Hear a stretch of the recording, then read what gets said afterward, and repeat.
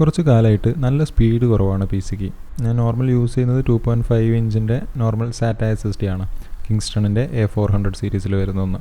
അപ്പം അതിനെ അപേക്ഷിച്ചിട്ട് റീഡ് റൈറ്റ് സ്പീഡ് എന്ന് പറഞ്ഞാൽ എനിക്ക് മാക്സിമം കിട്ടുന്നത് ഒരു 600-800 MB/s റീഡ് ആൻഡ് റൈറ്റ് സ്പീഡാണ്. അപ്രോക്സിമേറ്റ്ലി ആ ഒരു റേഞ്ചിൽ വരും. അപ്പം നമുക്ക് ആ ഒരു സ്പീഡ് ഇൻക്രീസ് ചെയ്യണമെങ്കിൽ എന്തായാലും M2ലേക്ക് പോകേണ്ടതായിട്ടുണ്ട്. അപ്പോൾ ക്രൂഷ്യൽ ബ്രാൻഡിൻ്റെ ഒരു M2 SSD ഇവിടെ വാങ്ങിച്ചത് 500 GB ആണ്.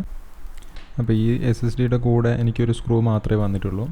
ശരിക്കും നമുക്ക് മദർ ബോർഡിൽ ഇൻസ്റ്റാൾ ചെയ്യണമെങ്കിൽ വേറൊരു സ്ക്രൂയുടെ ആവശ്യമുണ്ട്. അതായത് ഈ M2 SSDയുടെ ബാക്ക് സൈഡ് ഒന്ന് എലിവേറ്റ് ചെയ്ത് നിൽക്കാൻ വേണ്ടിയിട്ട് നമുക്കൊരു ഹൈറ്റ് അഡ്ജസ്റ്റ്മെൻറ്റ് ചെയ്യാനുള്ള ഒരു സ്ക്രൂവും കൂടെ ആവശ്യമുണ്ട്. അപ്പോൾ എൻ്റെ മദർ ബോർഡിൻ്റെ ബോക്സിൽ ഓൾറെഡി അതുണ്ടായിരുന്നു. അപ്പോൾ ഞാൻ ഇൻസ്റ്റാൾ ചെയ്ത സമയത്ത് അത് എടുത്ത് വെച്ചതുകൊണ്ട് ഇപ്പോൾ അത് യൂസ് ചെയ്യാൻ പറ്റി.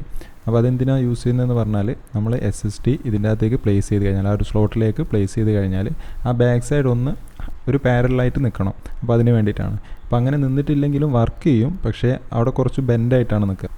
ഒരുപാട് കാലം ആ ഒരു ബെൻഡായിട്ട് നിന്ന് കഴിഞ്ഞാൽ ചിലപ്പം ആ ഒരു ഗോൾഡ് പ്ലേറ്റഡ് ആയിട്ടുള്ള എൻഡിന് ചില സമയത്ത് എന്തെങ്കിലും ബെൻഡോ അല്ലെങ്കിൽ മറ്റ് ഡാമേജുകളോ ഒക്കെ വരാൻ സാധ്യത കൂടുതലാണ്.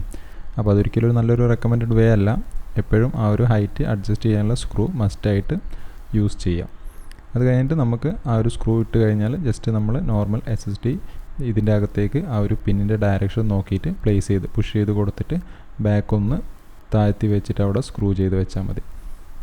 പിന്നെ ഇത് കഴിഞ്ഞിട്ട് ബൂട്ട് ചെയ്യുന്ന സമയത്ത് നോർമൽ നമ്മൾ എങ്ങനെയാണോ ഒരു വിൻഡോസ് ഇൻസ്റ്റാൾ ചെയ്യുന്നത് അതുപോലെ തന്നെ വിൻഡോസ് ഇൻസ്റ്റാൾ ചെയ്യുക. ബൂട്ട് ഓപ്ഷൻ മാറ്റണമെങ്കിൽ ബൂട്ട് ഓപ്ഷൻ മാറ്റിയിട്ട് M2ലേക്ക് ആക്കി കൊടുക്കുക. ഇനി ഓൾറെഡി നമ്മൾ പ്രീവിയസ് ഒരു SSD യൂസ് ചെയ്യുന്ന അതും കൂടെ യൂസ് ചെയ്യുകയാണെങ്കിൽ വേണമെങ്കിൽ അതൊന്ന് ഫോർമാറ്റ് ചെയ്തിട്ട് വീണ്ടും ഒരു നല്ല രീതിയിൽ അത് യൂസ് ചെയ്യാനും പറ്റും.